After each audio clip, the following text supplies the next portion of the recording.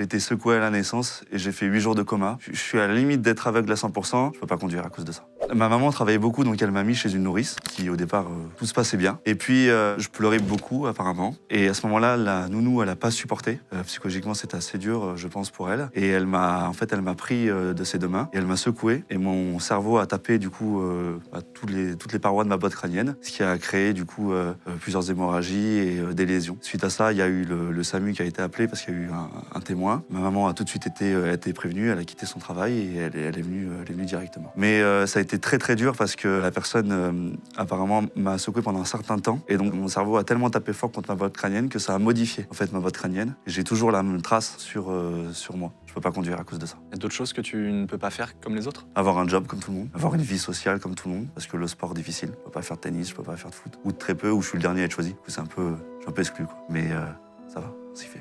Et au moment de l'accident, tu perds la vue aux 2 yeux, c'est ça? Je suis atteint de cécité sur les 2 yeux à ce moment-là. Donc techniquement, je ne vois plus. On dit à ma maman à un moment donné que même pas pouvoir vivre comme tout le monde. Ce qui a été très dur. Elle s'en est beaucoup voulu. Suite à ça, il y a d'autres séquelles qui sont arrivées derrière. J'ai été tout de suite pris en charge pour de la réanimation. J'arrive même pas pendant 3-4 ans déjà à faire ça. Ça, j'arrive pas, à ouvrir la main. Et j'ai mis 10 ans à pouvoir rire correctement sur une ligne. Donc ça, c'est en plus du fait de tes problèmes de vue. C'est ça. C'est toute la motricité de ton corps. Ouais. Donc tu as retrouvé rapidement ta vue? Avec la rééducation, commencer à voir, mais que sur l'œil droit. Tu vois à 100%? Oui, 10 sur 10. Ça varie, mais c'est 10 sur 10. Et ton œil gauche, par contre? 0. J'ai toujours un problème au niveau de la motricité. C'est-à-dire que même quand je suis chez moi, alors que je connais l'environnement, j'arrive à me tromper entre la distance entre ma table basse et ma main. Donc des fois, je fais tomber des trucs. Je suis tout le temps en train de calculer ce qui se passe, parce que du coup, je dois réajuster la distance par rapport à ce que je vois.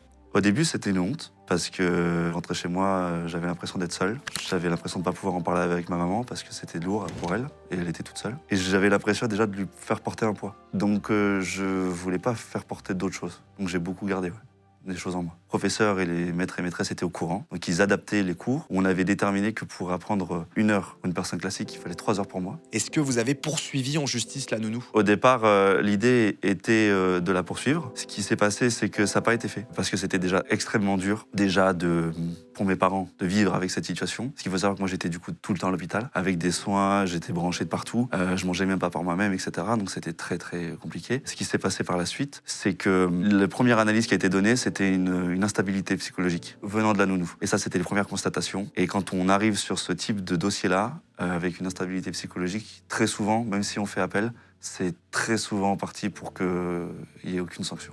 Au moment des faits, ta maman n'avait aucunement conscience que ta nounou avait une instabilité psychologique? Non, rien. Pas du tout? Non. Je pense pas qu'elle aurait pris le risque. Enfin, en tout cas, on ne laisserait pas un enfant à une personne qui a ce type de trouble-là. T'as eu des nouvelles d'elle? Non, j'ai pas cherché à en avoir. Est-ce que t'en veux à cette nounou? Avant, oui, je suis extrêmement en colère. Aujourd'hui, non.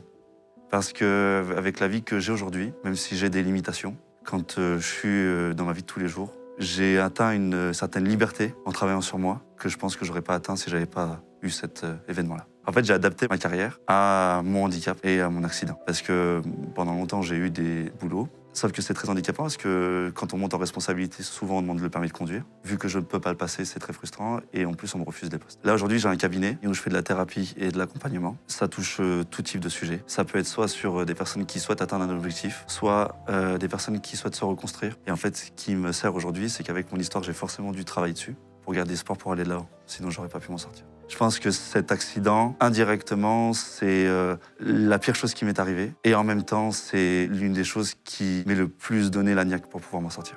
Parce que pendant plus de 10 ans, entendre certaines personnes dire « vous pourrez pas faire ci, vous pourrez pas faire ça », je pense que c'est un petit peu l'exception qui confirme la règle. Et on peut croire en ce qu'on fait, et c'est en ayant cette croyance-là qu'on peut réussir à faire ce qu'on a envie. Merci beaucoup, Kevin. Merci.